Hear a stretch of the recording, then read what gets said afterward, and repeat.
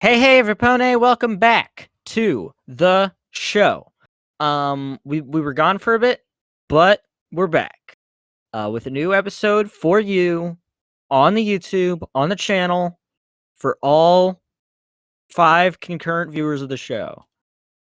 My name is Jonas, and today we're going to be talking about the so basically how this show works. If you're new, Your name isn't is Jonas. I. That's not true. That was a Weezer reference. My name is Oh. Isabel. I'm here with Riely, the internet's biggest faggot, and Okay. I've only ever heard and one Weezer song. so basically how the show works is we go back and forth every episode and suggest an album we love to subject the other Or just two. an album in general, because spoiler Yeah. alert, the one I picked today is not one I've heard before, Ooh, so get excited. okay, all right. Is it gonna be Weezer? No, but that we should do some Weezer. I would We be should down. at some point. Um, but yeah, so it's pretty fun because we have I am like a pretentious music hipster, and Riely has listened to like one song, and Ever in history. it's like Nickelodeon theme Yeah, song. I only listen to song. I cracked the code on this on stream. I only listen to songs by artists who have won Kids Choice Awards. I really believe in the KCA that they'll steer me into the correct musicians to enjoy. um, yeah, and so it basically goes back and forth between like huge experimental opuses and like SpongeBob SquarePants OST, and You could have said it's a Drake and fun Josh time. OST, and it would have worked on multiple levels.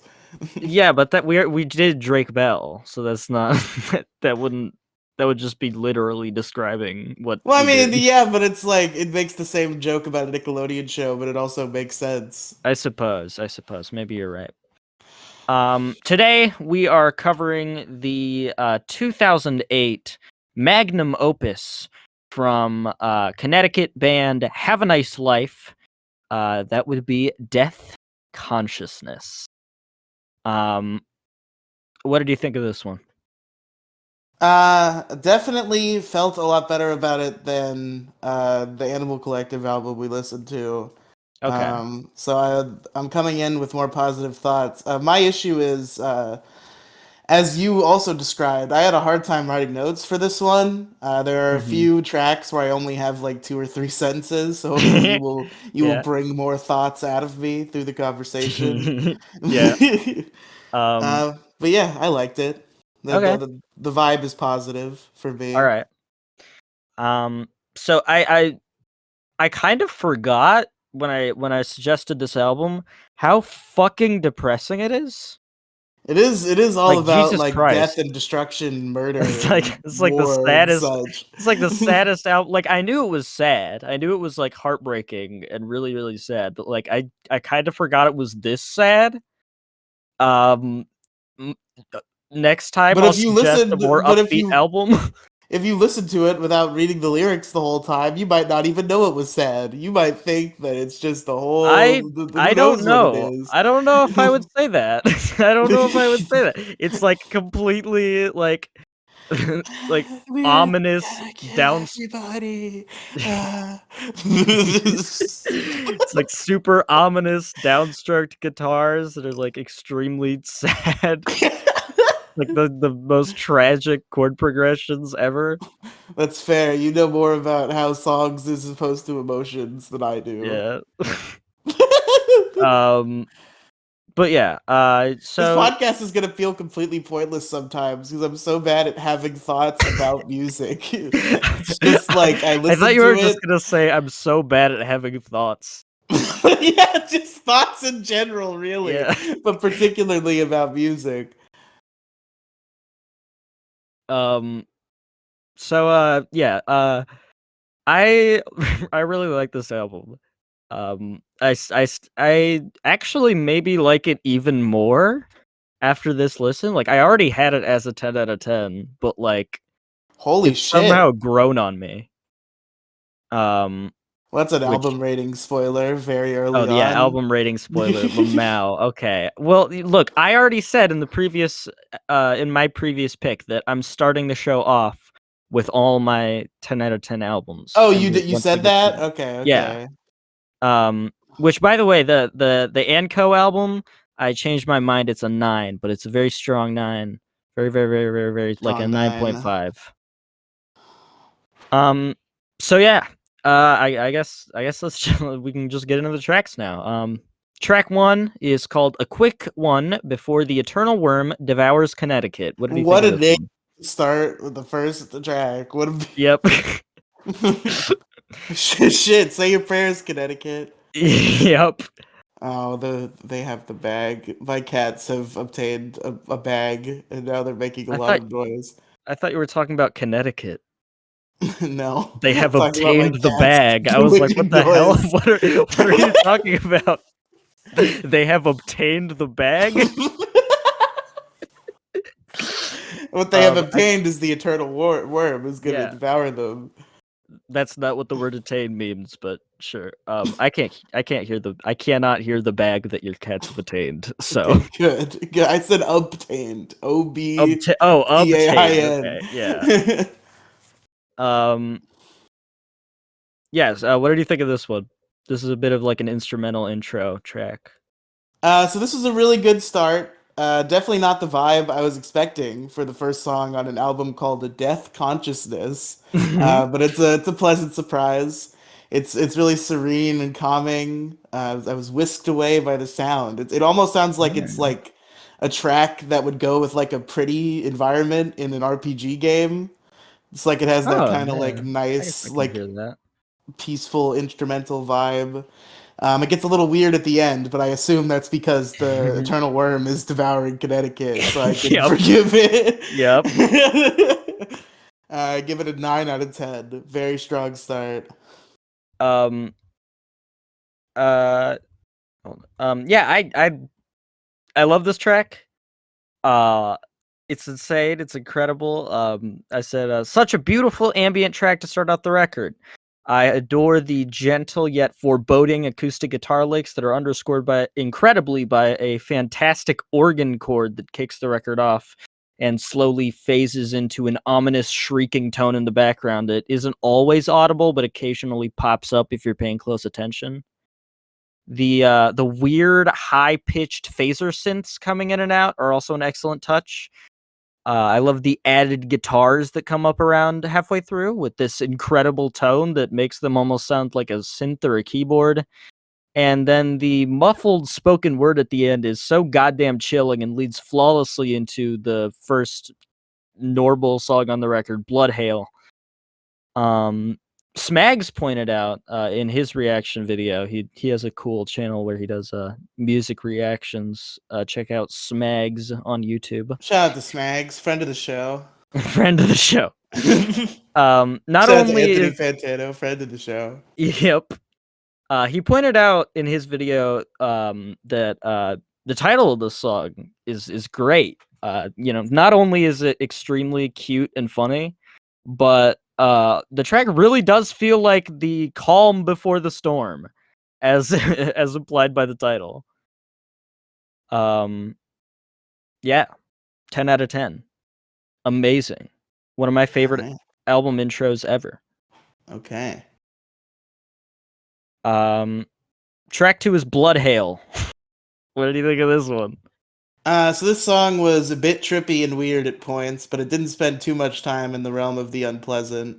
It's the first track with lyrics, and we have now Mhm. proven that Belle has a weird fascination with songs where you just can't hear the lyrics at all, not even a little bit. It actually took me like half the song to realize there were lyrics in this song. That's how bad the fucking mixing was. Yeah. But that aside, the track had an interesting sound that, wasn't enjoyable at all times, but was mostly so overall. Pretty Okay. good. 7 out of 10. Okay. Okay. Um, What is that, I too don't low? look. I mean, I'm glad you didn't give it like a 4. uh, okay.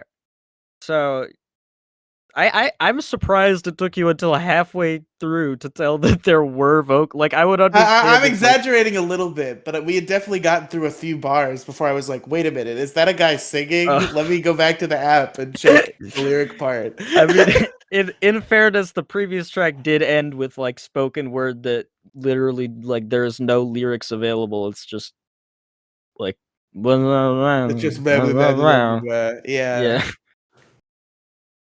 Um, the fans have theorized that he is saying something pretty profound. That would be, I just We're being eaten by a big sometimes worm. Ah. no. It's much more profound. It's sometimes I just sometimes I just sometimes. How profound. So yeah, Blood Hail. Things really kick into full gear with this track. It's driven by an ominous, echoing, and iconic bass line that swallows the entire track with some blaring metallic drum hits and a sharp, sorrowful, angular guitar lead.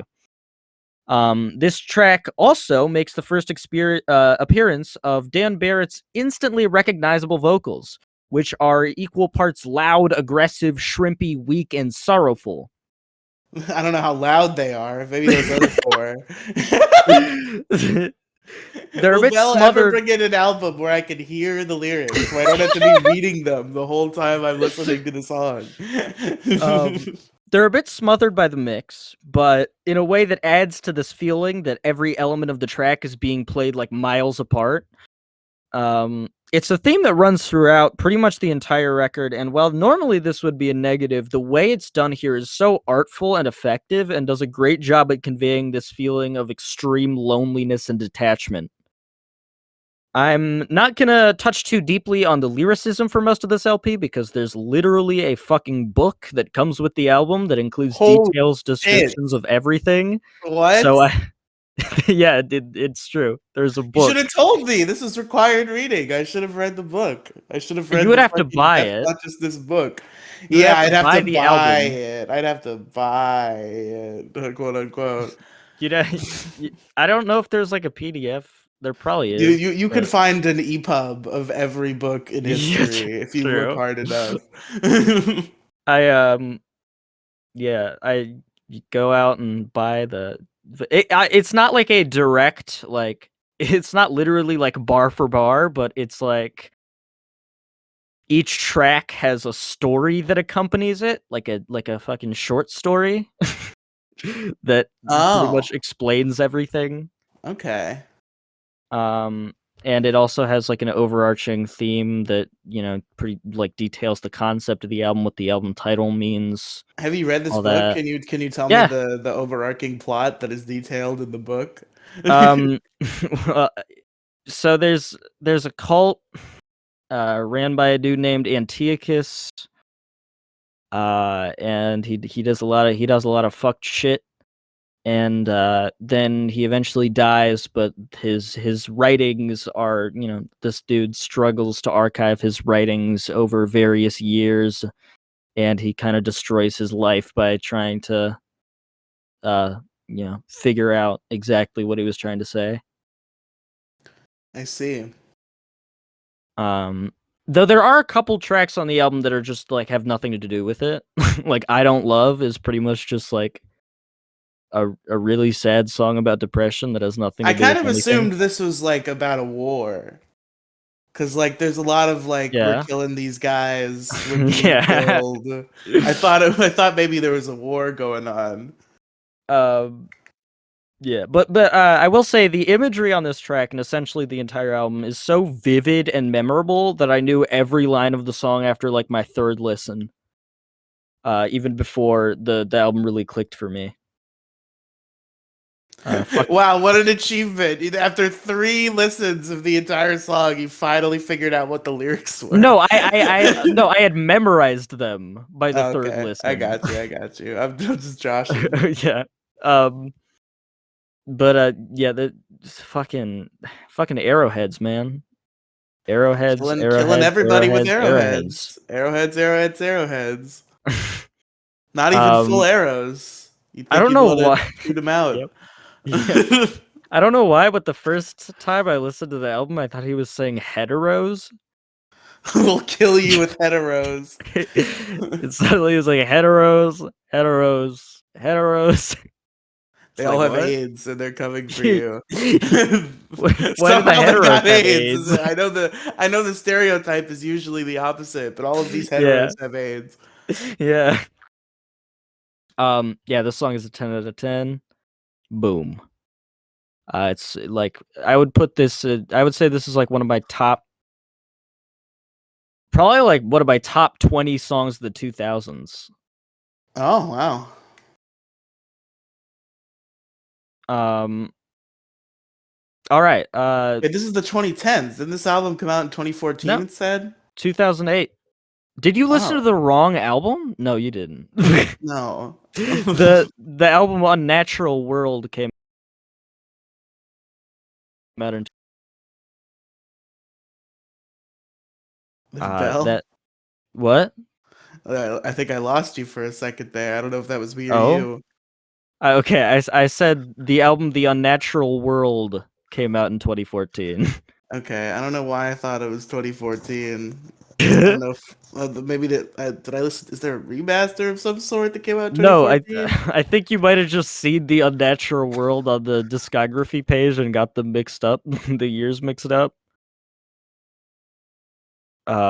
Which, by the way, that is an excellent album. That is like a far more like weird and abstract and cryptic sequel to this album. Interesting. If you're interested. Yeah. Next track, The Big Gloom. What do you think of this one? So I don't hate this song, but I definitely don't love it. It maintains a sort of humdrum sound. The lyrics are once again inaudible. Although in this case, I do like the sort of like effect that has on the sound, the way the lyrics are Yeah. mixed in. I can appreciate that part. It does overstay its welcome a little bit, though. It's okay, but Mm. it's probably one of the lowlights for me. 6 out of 10. Okay. So this is a track that I actually I actually had a pretty similar opinion as you on my first few listens. But goddamn, with every subsequent listen, I'm just more and more entranced by the monstrous layers of guitars and bass that smother the whole thing, as well as the incredible progression of the track, slowly building up to a monstrous drop around halfway through with more thunderous metallic drums, as well as some added layers of haunting bass, leading to the abrupt removal of all those layers, leaving just Dan's bellowing, echoing, overlapping vocal melodies and an extremely haunting and memorable bass line. Very powerful track, 10 out of 10. God, you're so much better at this than me.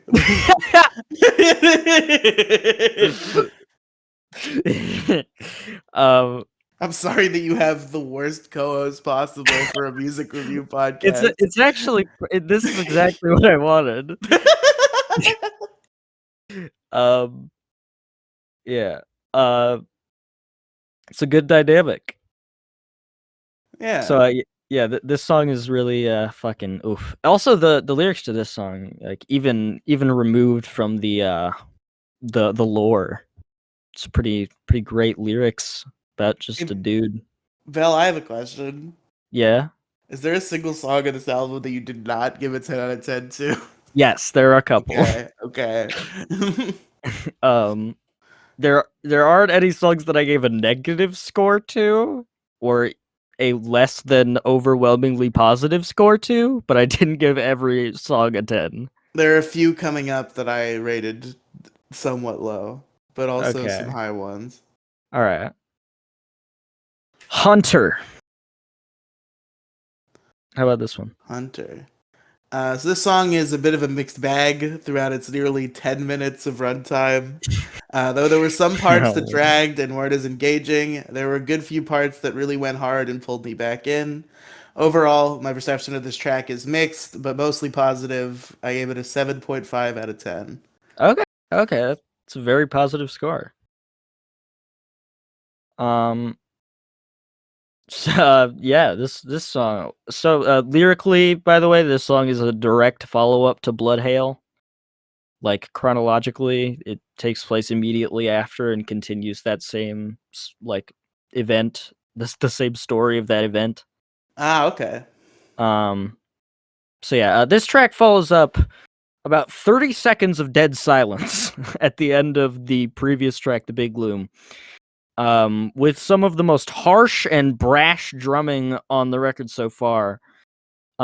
This track takes some cues from post-rock, as do many others on the record, by slowly adding more and more elements, eventually adding up to an earth-shattering and grandiose climax.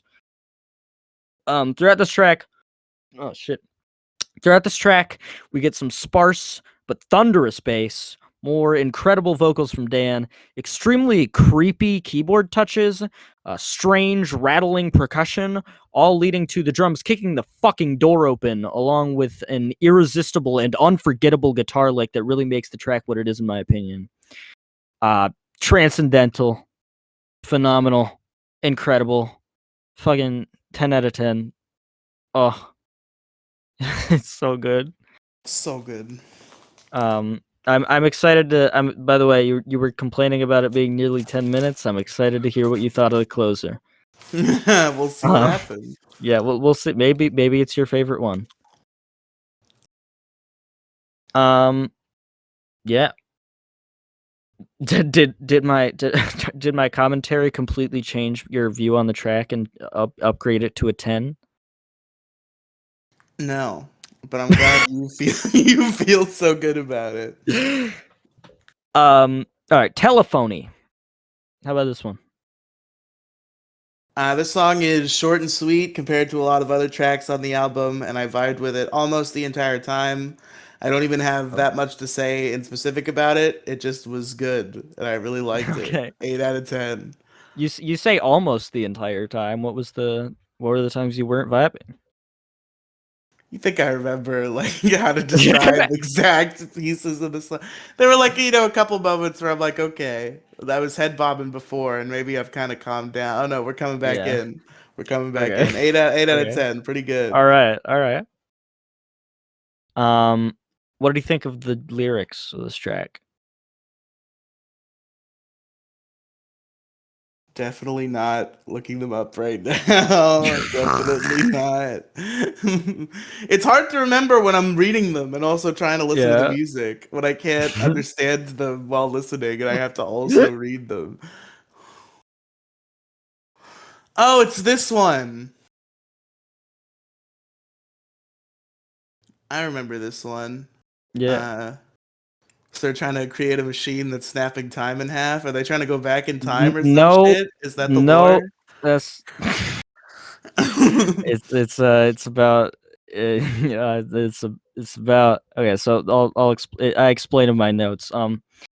This track is instrumentally pretty similar to the previous ones, just with some added sparse and beautiful guitars soaring in the background, but lyrically, it's one of the most heartbreaking moments on the whole record, detailing someone with an extreme want to build a device that could let him talk to a lost loved one beyond the grave. Oh, yeah. I was thinking he's like time traveling to a lost loved one, but I guess it's more Yeah. it's less sci-fi than that, but Yeah. I was kind of close. This is a pretty familiar writing device, but I love how Dan details what this character thinks the other person's reaction would be if they managed to be able to contact them.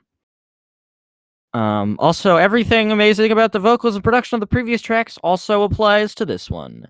Oh, it's really good, man. It's really fucking 10 out of 10. It's good. All right, next track, greatest title ever. Who would leave their son out in the sun? So, this one had enjoyable bits, but overall it is a lower point for me in the Yeah. album. Mostly just kind of like trippy, not a lot of enjoyable music in there. I've Yeah. I've heard worse, but this isn't great. 5 out of 10. This is one of the most sparse and gorgeous tracks on the record, in my opinion. To the extent I'd even call it something of like a neo-folk ballad. It's almost a bit of a breathe from the intensity. What? Neo folk. What? What? It's a genre. How many fucking genres are there? And how many of them start with fucking neo? um, there's neo soul. There are a lot of genres out there. Neo folk is also known as apocalyptic folk. I can call it that if you'd like. That's a little extra, I would say. But yeah, it's almost a bit of a breather from the intensity with its stripped back production featuring just 2 layers of echoing guitars and no percussion. But it really is no less depressing. 9.5 out of 10. All right. There is no food. We got another instrumental track here. There is no food and there is no feeling. I did not feel Damn. anything. The song just kind of happened. It did not offend me in any way, but it also did not make me feel any emotions of any sort. Wow. 4 out of 10. Worst song on the album. Okay.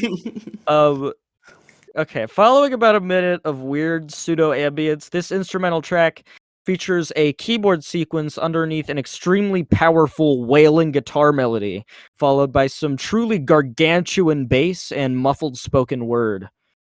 The whole track sounds like it's bursting with soul-destroying anguish, and I love it so much. 10 out of 10. All right, all right. So that's the end of disc 1 on the album. Oh shit, there was multiple discs? Yep. I didn't know that. It's a double album. Like a PlayStation 1 RPG. We couldn't fit Yep. all of the data on one disc. We had to Yep. do 2. It's a double album. It's a bit of a long album. It's almost 90 minutes. It's like kind of like a feature length album. But like, yeah. Was it like how you could put a lot in a CD, can't you? I don't know. I mean, you can, but if you put too much on it, like if you actually max out the amount of space you can get on a CD, it's gonna sound like shit. Oh, okay. I see what you're saying. So that's why, like, Have CDs gotten better? Do longer albums still do this? Yeah. Okay. But it's also like this album is also like a conceptual double album where like both discs have a title. Oh, okay. I see. I got you. The second disc has a title track, The Future, which we'll get to. But yeah, the second disc is a lot more like fucking rockin' and ragin' than the first. But yeah, so it kicks off with waiting for black metal records to come in the mail. What did you think of this one? This track was fucking awesome. Certified headbanger, shredding guitar. I added this song to my music playlist. Fuck Very yeah. good. Big fan. Certified banger. 10 out of 10. Whoa, hell yeah. I fucking loved this song. Okay, so this song is the first of 2 fiery death rock ragers. While I prefer the second over this one, this is still a fucking banger with an incredible lead riff, super energetic drumming, and a pretty kick-ass chorus. Dan's frail vocal melodies actually complement this style shockingly well, having a slightly nerdy charm, but still sounding just as powerful as they need to be for this type of track. Also, the soaring guitars in the background on the outro, like, Jesus Christ. This song is perfect. I gave it I gave it a 9, but I'm changing it to a 10. I decided. I actually really good. Yeah. I love this next song's title. Yep. Next song, holy fucking shit, 40,000. 40,000. What did you think of this one? There should be like a sci-fi show that's called that about people who live in the year 40,000. Yeah. So this track is trippy, but in a good way. Another one of the types of songs that are pretty common on this album, where it's kind of like a drawn out, like vibe track. But it stands out from the previous ones for me. Kept me engaged throughout. I quite enjoyed it. You know, it's a bit out there, but it executed that in a great way. Excellent song. 9 out of 10. That's I think that's interesting. I think the first half is pretty like I could see the first half being like a little bit like slow for some people, but I think it's more just like some epic balladry, and the second half is fucking rocking. That second half is like I feel like I huge. perceived it the opposite way, and that's kind of interesting. This track starts with the clearest acoustic guitar on the record thus far, as well as a cute synth passage and one of Dan's most passionate and powerful performances on the album, before bursting into an epic climax with huge electric guitars, more fantastic drumming, and a searing guitar melody in the background. This is maybe the most melodic track on the record, with an extremely dire and melancholic chord progression that I really adore. It's a 10 out of 10. Wow. 10 out of 10.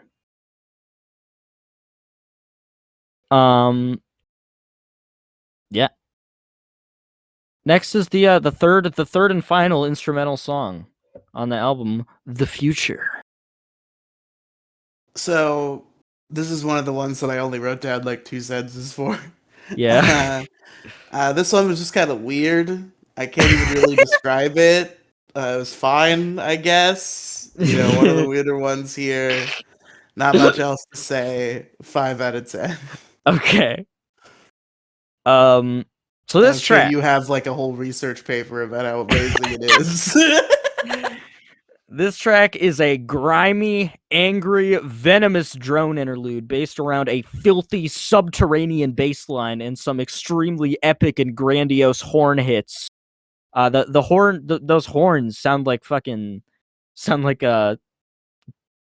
they're rallying up like all the soldiers to get into position to go to war or some shit. So yeah, it's an amazing primer for the absolute slaughter that is the final 3 tracks, and it's also just a fucking amazing song by itself. Love, love, love, love, love. 9.5 out of 10. All right. Yeah. Next song, Deep Deep.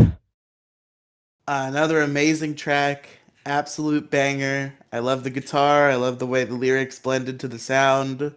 Extremely good. I don't have a lot of big nuanced things to say about it, but I really enjoyed it. 10 out of 10 for me. It goes very Yes. hard. So this is the second of those death rock songs I was talking about. And it honestly might be my favorite track on the record.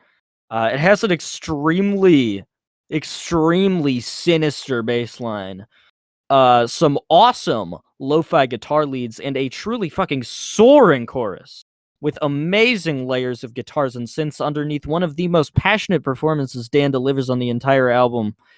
This track is one of the big things that made the record click for me, and holy shit, is it incredible. 10 out of 10. All right. Hell yeah. We agree on one. Next song, I don't know. He cut out a little bit, but I I get the What do bit. you think? What do you think of this one? It was pretty good. Mellow and trippy, but I liked it. Solid. I don't really have anything else to say. 7 out of 10. Did you read Good. the lyrics for this one? Let's look and see if I remember. It's like because I look at them and then I'm like, oh wait, I do remember this now, but it's Yeah. hard to Yeah. associate it.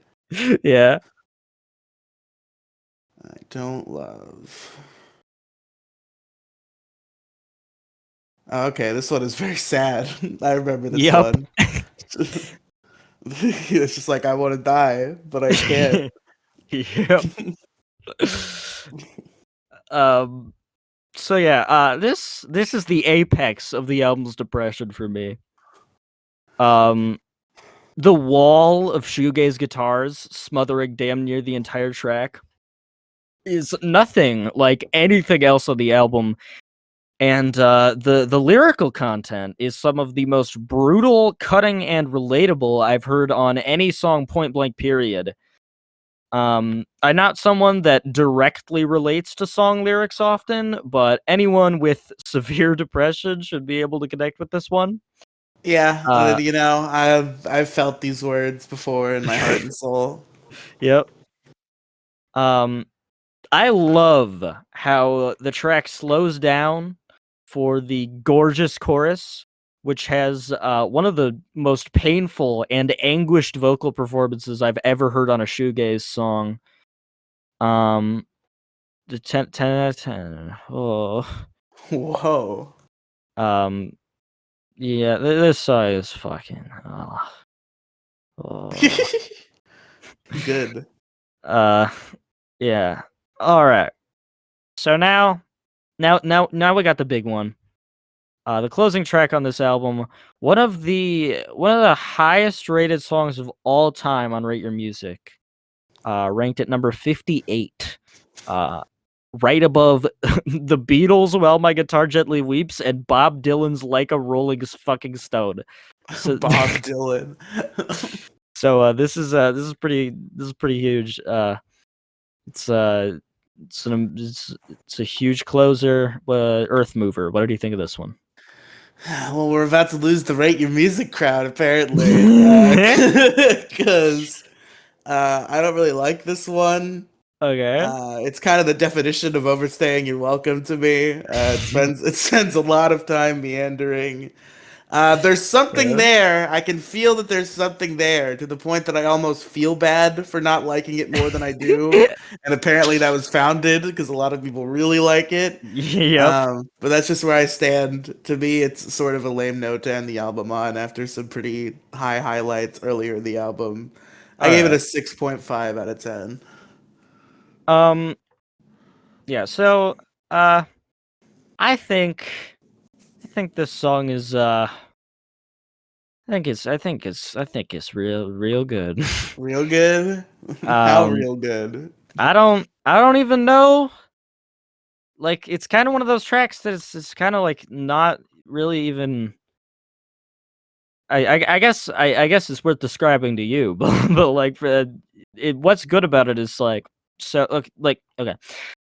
So it has a phenomenal build up leading to one of the most blaring and heartbreaking climaxes in rock history. Uh I don't even really want to think about this song cuz I want to stop crying at some point.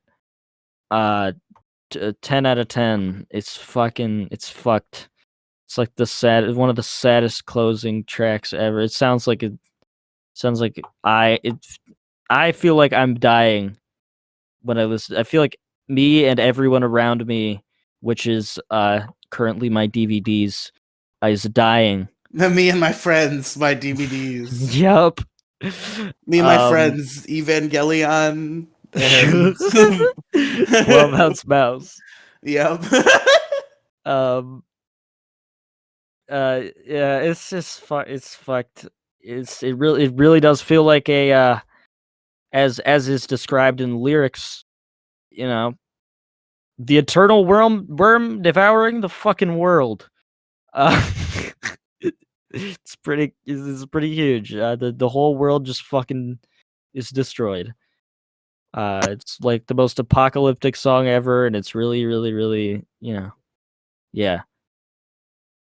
Um, so, 10, I think 10 out of 10. I said that right. I think This so. song is a 10. You're This saying song it is a now. tenor. Song is a fucking tenor. Um. The big 1-0. So yeah. Overall thoughts. I quite enjoyed the album. Hell yeah. It was a surprise after the disaster that was Animal Consciousness, where I just didn't get it at Animal all. consciousness. Whatever the animal. I said that on stream too when I was talking about the podcast. Animal Collective. Yeah.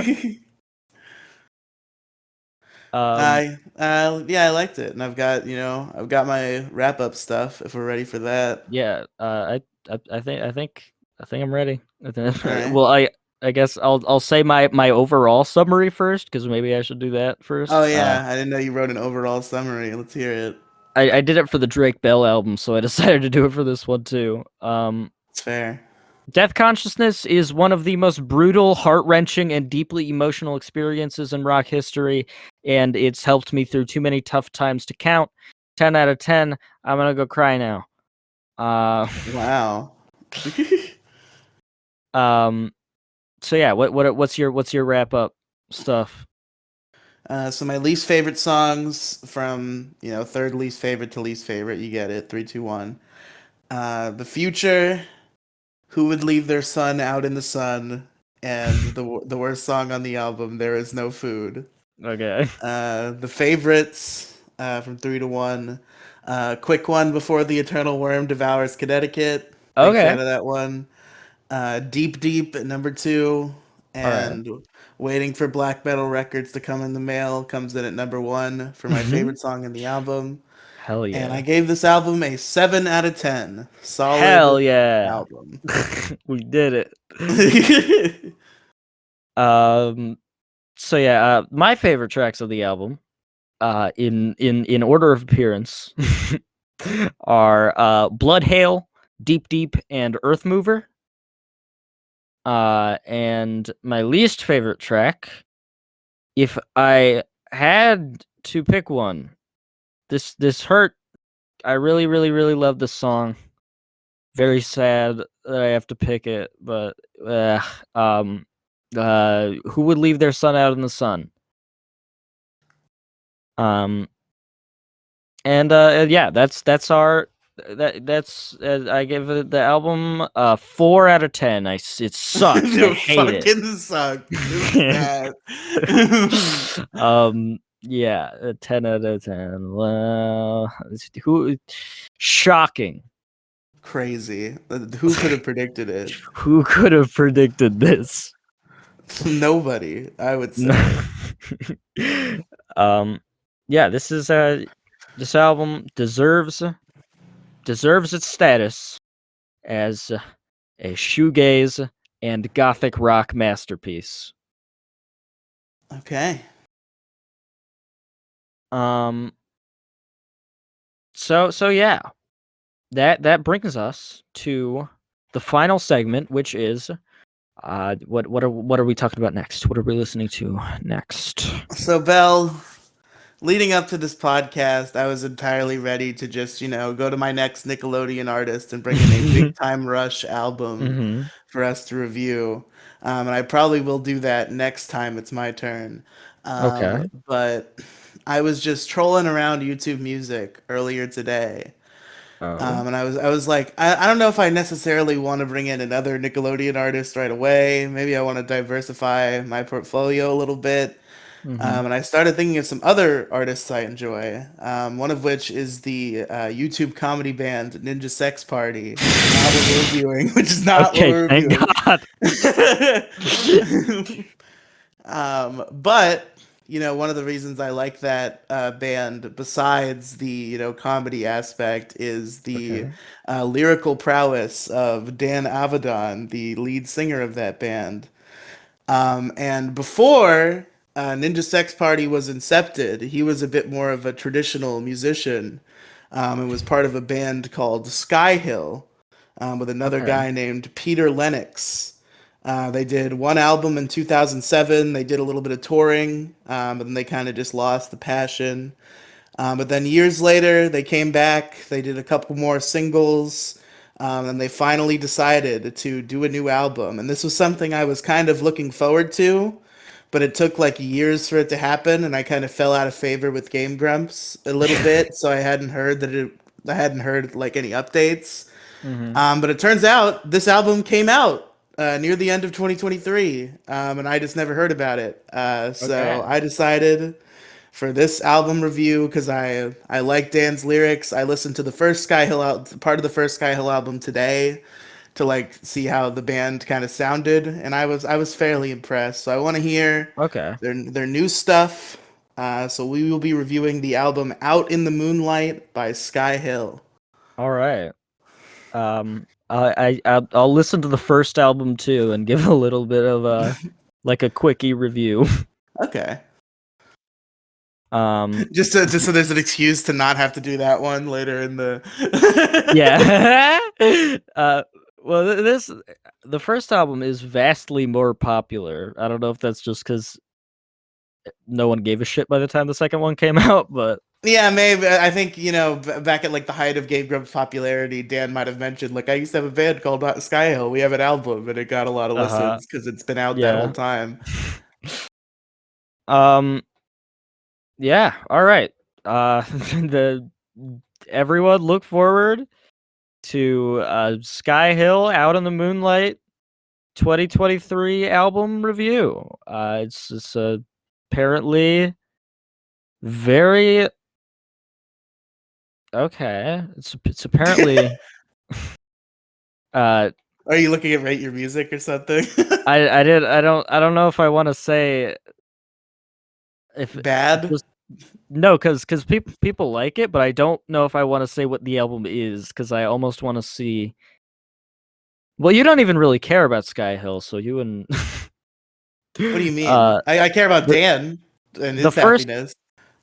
so this album, unlike the first one, which is tagged as pop rock, down tempo indie pop, this album is apparently a synth pop and electro pop album. Okay. Interesting. So some electronic some electronic music, some electronic some electronic pop music with Dan Avidan of There you Nick go. Party. Yeah, look forward to it. Uh hopefully it'll come out a week from now, if not shortly Hope after. so. How long has it Um been since we did the Drake Bell review? Like 2 or 3 I think it's weeks? been 2 weeks. Yeah. We Okay. had to take a little bit of a break. But we're back. And we're back in business. We're back with a new show in the show. And we're back. There you go. Um transition. Have you given this album a listen? Did you love it? Did you hate it? What would you rate it? You're the best. You're the best. What should we review next? Hit the like if you like. Please subscribe and please don't cry. Hit the bell as well. Up next to our heads is another video. You can hit that up or the link to subscribe to the channel. Anthony Fantano, Oh, there you Riely, go. That's the reference. Isabel. Have a nice life. Deathconsciousness. Forever. Forever.